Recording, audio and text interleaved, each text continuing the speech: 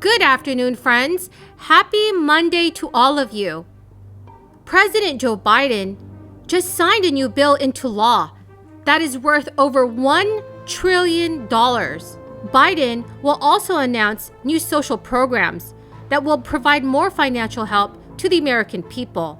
Today, I will be sharing with you the timeline of the fourth stimulus check in this video. Friends, please make sure that you are subscribed to my channel and stay tuned until the end of this video to learn the details on how to enter next Friday's $100 Walmart gift card giveaway. President Biden just signed the $1.2 trillion bipartisan infrastructure package into law in a rare bipartisan event attended by many members of Congress, governors, and mayors at the White House. Once signed, the bill will deliver $550 billion of new federal investments in America's infrastructure over the next 5 years, including money for roads, bridges, mass transit, rails, airports, waterways, and ports. The package includes a $65 billion investment in improving the nation's broadband infrastructure and invests tens of billions of dollars in improving the electrical grid and water systems. Another $7.5 billion would go into building a nationwide network of plug-in electric vehicle chargers, and this is according to the bill text. President Biden celebrated the massive bipartisan infrastructure bill by saying, "It is proof both parties can deliver real results for real people." Biden thanked Vice President Kamala Harris, his cabinet members, and Congress for helping pass the bill. Biden also used a portion of his remarks to speak directly to the American people, saying, "This day matters to you as well." Vice President Harris also noted the historic nature of the bipartisan infrastructure bill and delivering on a key promise that President Biden made during his campaign. Harris also thanked leaders in Congress who worked on the bill together and gained bipartisan consensus, as well as the support from millions of Americans who believe that we could get this done. It is great that Congress has finally signed the infrastructure bill into law, but now lawmakers need to work on Biden's social safety net bill. Our lawmakers have the opportunity to provide low-income Americans with more financial relief through this bill. Now, an entirely different matter. Last week, even more economic data continued to confirm that inflation is hammering working families all across America. In October, consumer prices saw their steepest spike in 3 decades, the worst inflation surge in more than 30 years.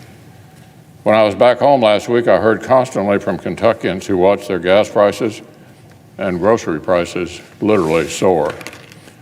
This is happening in every single state. Last month was the 5th straight month in which national consumer prices rose at least 5%. The Democrats' inflation crisis has gotten so bad that Washington Democrats have stopped trying to pretend that it's just transitory and are starting to admit that it's on them to fix it. The same Democrats who spent months denying that inflation was a lasting problem, the last people in America to wake up to this reality, are now convinced they're just the people to fix it. But their supposed solutions are more of the same absurd policies that helped dig this hole in the first place. After months of mostly ignoring the problem, President Biden finally responded to last week's inflation data by insisting that, quote, "reversing this trend is a top priority for me." But surprise, the president's preferred solution just so happens to be the exact same reckless taxing and spending spree his administration has been pushing literally for months now. They cooked up this massive multi-trillion-dollar spending spree back when they were just saying inflation wasn't a major problem, and it was still time to spend like crazy. The Congressional Budget Office said that it expects to release a full cost estimate of House Democrats' social spending and climate package by the end of this coming Friday. The announcement comes as House Democrats are aiming to vote on the Build Back Better spending bill this week. 5 House moderates struck a deal with progressives earlier this month that allowed the House to pass a bipartisan infrastructure bill. As part of the agreement, the moderates said that they are committed to voting for the social spending package once they receive information from the Congressional Budget Office, but no later than this week. The White House has said that the bill is fully paid for. The moderates said in their statement earlier this month that if the Congressional Budget Office's estimates are inconsistent with the White House estimates, they remain committed to working to resolve any discrepancies in order to pass a Build Back Better legislation. Friends, the key word for this video is pillow. If you would like to enter this coming Friday's 3 $100 Walmart gift card giveaway, please make sure you are subscribed to my channel. Also, comment below the keyword from each video and click and like my videos. Thank you so much, everyone. With the delay in the House, the Senate's consideration of the spending bill appears likely to slip past Thanksgiving. Senate Majority Leader Chuck Schumer had previously hoped to bring it to the floor this week, allowing Senate Democrats to try to pass it before leaving town for the one-week holiday recess.